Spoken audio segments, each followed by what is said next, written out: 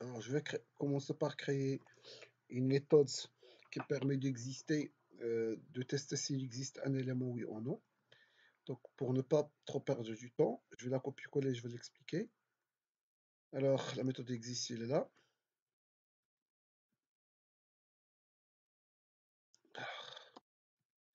Alors, c'est facile, donc il suffit, alors que j'ai une liste comme paramètre d'entrée, et j'ai une matricule à vérifier. Donc, c'est un tableau de char. Donc, pour pouvoir boucler sur une liste, qu'est-ce qu'on doit faire? Je vais créer une variable temporaire de type liste. Je prends la tête de la liste, ça c'est vraiment la tête.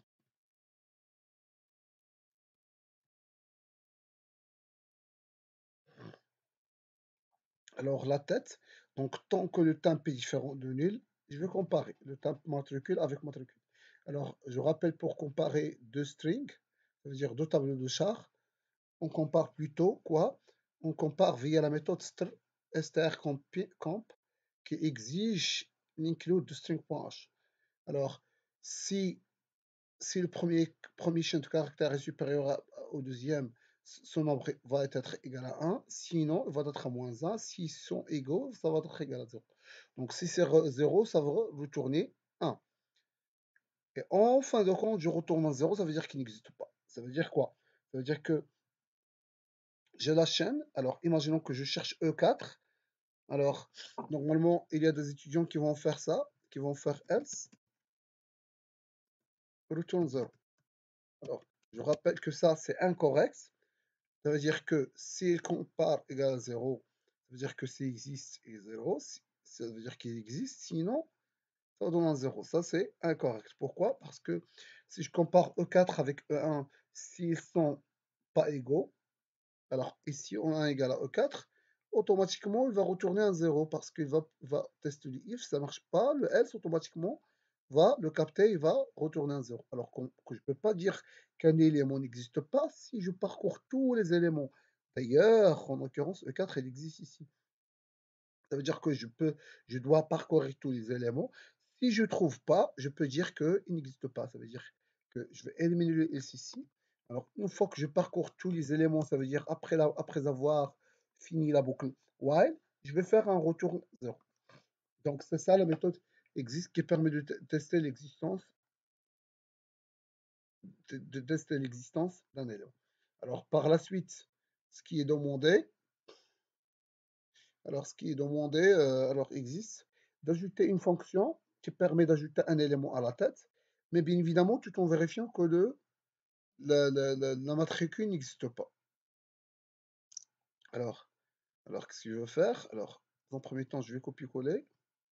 Alors, j'ai déjà une méthode add to it.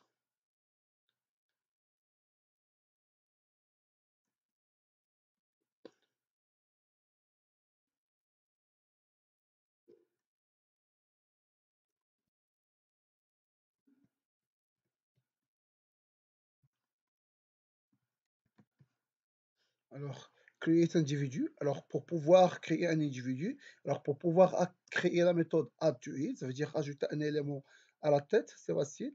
Il suffit de créer un nouveau head en créant un nouveau pointeur. Alors, le nouveau pointeur, c'est facile. Il suffit de individu pointeur égale à nul. Je vais faire un malloc.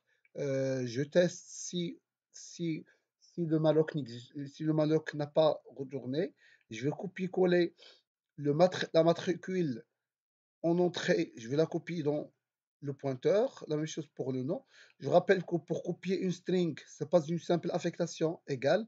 Ça veut dire que individu pointeur matricule égale à matricule. Non, ça ne marche pas. Il faut le copier via strcopy en incluant string.h. Et en fin de compte, je retourne individu pointeur. Donc, la méthode create individu pointeur, c'est facile. Il permet de transformer tout ça, ça veut dire les data, à un pointeur qui contient les data avec un élément next. Alors, jusqu'à maintenant, il n'y a pas d'élément next. Jusqu'à maintenant. Alors, si je veux ajouter à la tête, je prends la liste comme paramètre. Je vais créer un individu en se basant sur les éléments data. Et par la suite, le next de l'élément, c'est la tête. Alors ici, je vais faire une tête. Et en fin de compte, je vais retourner le nouveau vide. Alors, pour le nouveau vide, alors, je vais faire appel à cette méthode. Alors, je vais tester par exemple cette méthode pour voir. Alors, mais préalablement, il faut tester. Est-ce que l'élément existe, oui ou non? Alors, comment je vais faire? Donc, if existe, quoi la tête, virgule, quoi la matricule. S'il est égal à 1, ça veut dire qu'il existe. Je veux retourner simplement la tête. Else, s'il n'existe pas, c'est à ce moment-là que je vais créer un nouveau head. C'est à ce moment-là que je vais créer un nouveau head. Le nouveau head next, c'est la tête. Et je retourne le nouveau head. Alors, je vais faire des petits tests pour valider ça. Est-ce que ça marche?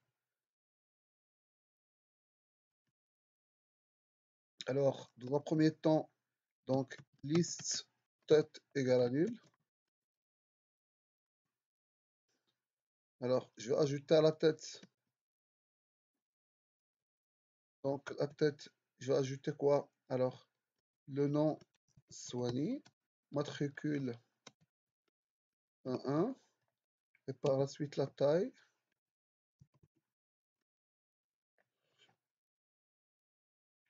Sans oublier d'affecter la nouvelle tête à la tête. Pourquoi? Parce qu'il retourne la méthode add, il retourne nouveau head. Le nouveau head doit être affecté à la tête. Alors, je peux faire d'autres éléments. Alors, là oui, E2.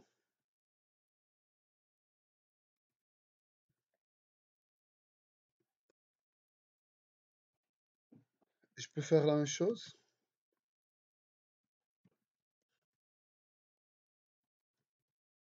Semery E3,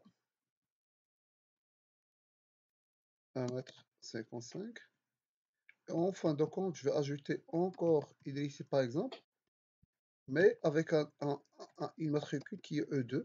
Normalement, il ne doit pas l'ajouter. Alors, jusqu'à maintenant, je n'ai pas fait la fonction qui permet d'afficher pour que je puisse visualiser qu'est-ce qu'il y a dans la tête, mais je vais juste exécuter pour voir qu'il n'y a pas d'erreur syntaxique. Donc, actuellement, il n'y a pas d'erreur syntaxique. Par la suite, on va faire la méthode qui permet de parcourir la tête pour pouvoir afficher les éléments.